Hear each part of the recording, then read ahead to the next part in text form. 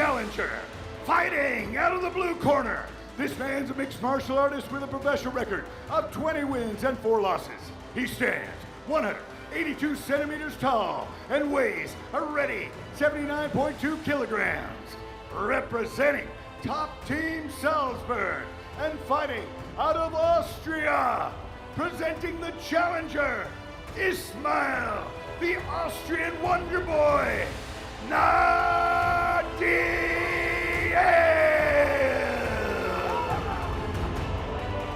And his opponent, fighting out of the red corner.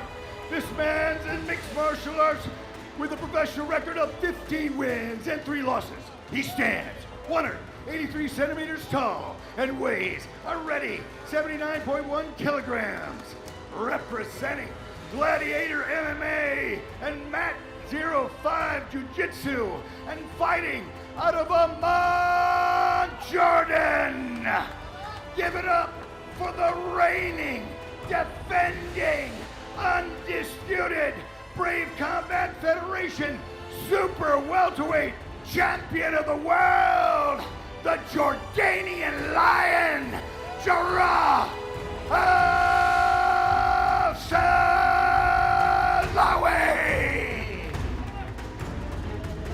For fighter instructions, the Irish Bulldozer, Decky Larkin. You've been over the rules. Listen to my instructions all the time. Obey my commands at all times. We'll have a good, clean fight. Any questions? Any questions? If you want to touch, let's go. Referees in the world, and that's what you have in Declan Larkin. Here we go. Phil Campbell in the booth with Carrick Jeunesse and flyweight incumbent Shorty Torres. It's on. I mean, I might not last that much longer. We saw that stare down. And we know the Russians are going to pick up me after this. So Naurdiev getting off early, taking the center. But again, as we've said so often in mixed martial arts, this is the toughest test of Jarrah Al-Silawi's career. And what does he do every time? Passes it with flying colors, Carrick. Every time we say that, Phil, he comes back, lands blistering leg kicks, ends up taking out his opponent. Doubling up on the jab, looking nice and long. Naurdiev giving him some interesting looks, Shorty. yeah, again, he's taking the center of the cage, but he is, I believe, the superior striker. But Jarrah adapts very, very fast, very well. So Naurdiev needs to push this pace and implement his stand-up as fast as possible. And is the fact that this is the first 5-round fight, I believe, in the career of Ismail Naurdiev, will that have a bearing on the fight on this global stage? Definitely. If it goes to those later rounds, again, it's really that conditioning factor of you're the main event. It's Brave 50. It's a gigantic moment. The lights are hot. And depending on how hard the pace is, right now it's slow, methodical. They're trying to feel each other out. If it starts to get a little more aggressive, you might start to tire out that 4th and 5th round. And Jarrah's been there multiple times.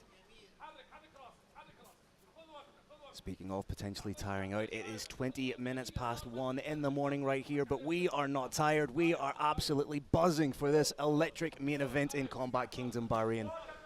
Nice little question mark kick there, just keeping Jarrah honest, but Jarrah fires back with a blistering body kick of his own. It's 1 a.m.? Oh, man, my mom's going to be upset. I got to go home. And Naurdiev just taking the center of the cage, trying to set up that right hand, using that jab, pacing himself properly, and pushing Jarrah against, trying to make him walk back so he can't implement his strikes.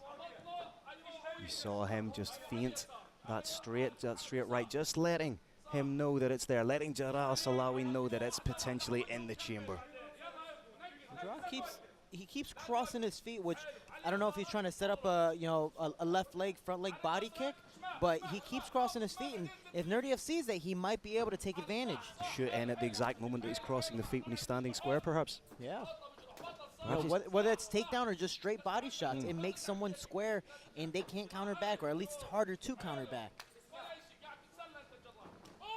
Going up top. Naurdiev felt the wind of that one. And he's already blocked a few of his forearms. That takes a lot of pressure. If we remember the Rami Hamed Ghazi Musa fight, Rami kicked so hard that even if you blocked it, you were going to break your bones. And he broke his, I believe, Ghaziev's honor bone on one of his arms. Jarrah Al-Silawi does kick like a mule, but then again, so does Ismail Naurdiev, renowned for his kicking game and dynamic attacks. First round of the championship fight feels a little bit like a feeling out process, trying to get a gauge of one another. This is a chess match.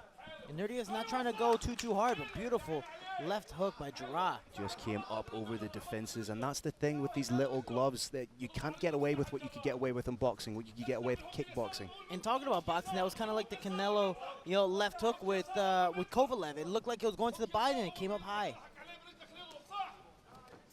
Both men firing back at one another. Possibly a little eye poke there, but I believe that was a punch. And the ref says keep on going. Decky Larkin says keep fighting, you keep fighting. And that's the hardest part, is sometimes those punches are going to land right in the eye socket. It might not hurt, but it makes your eye flick. It makes your vision blurred, and it feels like an actual eye poke. Carrick, what are you seeing so far in the opening round of this championship bout? Two people who understand that their opponent can put them out at any second. As therefore, it's necessary to feel each other out a little bit. They've watched tape of each other for months. The question, though, is how is the opponent right now? How is he tonight? How did he sleep last night? What are his reflexes like? And they're finding that out right now. They get about 44 more seconds. I do think this round will end. I'm expecting round 2 to heat up quite a bit. Shorty, I wanted to ask you, competing at this kind of time, is it something you've ever had to do, and how do you make those adjustments so that you're going in at, say, 1:30 in the morning feeling in top condition? It's very different, for right now in the States, this is proper fight time, just when the fights start. So if I'm only here for a week, maybe I haven't been adjusted to the time yet, so this will be normal. These guys are very close to this country, so it might be just as late, if not later, in their parts. So you do have to adapt. You have to adapt your sleeping schedule a little bit. But overall, these guys have been waiting. They've been excited. And maybe there was an adrenaline dump earlier in the day, but so far they look rejuvenated right now. But that is something that you have to 100% plan for, is you might fight at 1 in the morning. Jess Isaacson and Brian Coyle sorting out our fighters, making sure they're ready to go for round 2. Seeing some of the action here, Carrick, and both men exchanging decent shots in the opening stanzas. I thought Ismail looked a little bit better in the first half of the round. I thought Jarrah pulled it out in the second half of the round. In my experience, judges tend to favor the second half of the round over the first. I think it probably was 10-9 for Jarrah, the Jordanian Lion Al-Silawi. And this is why you need to judge my fights, because I'm a slow starter, so I'm definitely a second half type of person. You have been much better in the previous 3 fights commentating than you were in the first 3 fights, thus I start faster commentating than I do fight. An absolute pleasure to be joined in commentary by Shorty Torres and Carrick Jeunesse. My name is Phil Campbell. This is the second round of the main event for the Brave Combat Federation Super Welterweight title of the world. If I started my fights as fast as I eat, like going straight to dessert, I would be dominant in this sport. All first round finishes. Have you guys seen my stories? Man. Both men occupying the center. Neither want to take a backward step. Thank you much. Beautiful leg kick, just now absolutely turning. Perfect technique. Turned the hips in. Ismail lifted up the shorts there as if to say go again. And Jarrah is very, very quick with those kicks in general, whether it's leg kicks or head kicks, and it's very hard to tell the difference. Trying to work the jab, straight hook there was Jarrah. Naurdiev now picking up that leg, ready to check just in case, but his hands are up the entire time if the leg goes low or high. So then with that in mind, Carrick, would it benefit Jarrah to throw the fakes up to the legs and then go up top? I think that's exactly what he's doing. That's exactly what he's setting up. He had good luck with that kick, got answered. That let him know, yep, that one hurt. He's now feinting low, and he's going to try and set up a shot high. And Naurdiev's a good counter fighter. The only problem is he's taking too many leg kicks, and now you see him switching stances. Now you see him wobbling. The legs compromised. The legs, we could be seeing a TKO due to leg kicks. Panic shot. This fight's over. That's it. Ladies and gentlemen, and still the reigning, defending, undisputed Brave Combat Federation Super Welterweight Champion of the world, Jarrah, the Jordanian Lion Al-Silawi. Jarrah Al-Silawi leg breaker. Gentlemen, I do believe we saw a leg break in the Brave Combat Federation cage. I would stand up like you guys were, but I'm pretty sure I'm the same size standing up as I am sitting down in this You chair. can stand on the seat. It's that kind of a moment. That is also very true. I could have been maybe same height, if not a head off. Obviously, right now, our thoughts are with Ismail Naurdiev. We're not 100% sure just how compromised or damaged that leg is. Gentlemen, I do not want to see him stand. I believe that leg may well be broken. Oh, man. Jarrah sensing the danger. Ismail Naurdiev trying to get in. But once again, let's talk about Jarrah Al-Silawi. We said it again. The MMA media said it again. Facing the toughest test of his professional career. He goes in, gets it done like it's no thing. Yeah, and again, I've seen Naurdiev go against some of the best. So for Jarrah to really pick him apart, and then for Naurdiev to just fold like that shows how much pain he really is in, that he had to fold him like, I just can't do it anymore. I want to fight. You can tell even while wobbling, he tried his best. He switched stances. He moved back. He tried to go for that single leg, but he could not put pressure on that leg. And Jarrah being respectful there, looking at the ref before striking, and we see with that leg brace on right now, his coaches, the medical team here at Brave taking care of him. He is walking out, so that is the plus. Man, that is a scary thing. My condolences. I hope he does recover well. And just amazing performance by Jarrah. That just adds to his resume. Guys, while we see the champion talking with his coach, Sami Al-Jamal, I do want to talk about how this is a team sport. Shorty, you are a product of Master Bob's Combat Dough. You train with Dean Thomas in the firm. This is a team sport. There's one person in there that everybody looks at, but you can see Coach Sami there with the champion. It's a team sport, and everybody wins on that team. I mean, my saying is we can, we will. Together we are Team Shorty. I cannot do this by myself. And again, this is a team sport. We might be in the cage alone, but it takes so many to get us to step in there in the first place.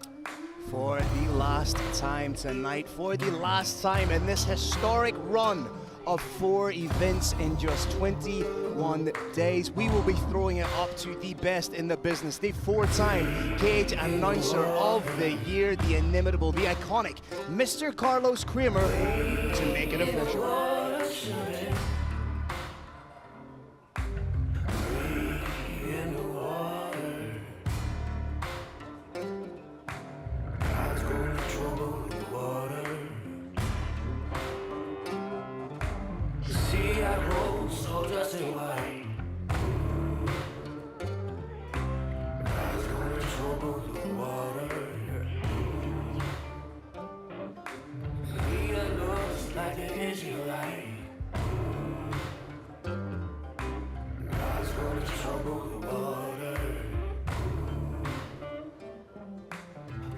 All right, Brave Nation, what an incredible main event. This comes to an end at 1 minute, 19 seconds of the second round. Your winner by TKO due to leg kicks, and still the reigning, defending, undisputed Brave Combat Federation Super Welterweight Champion of the world, the Jordanian Lion, Jarrah Hussein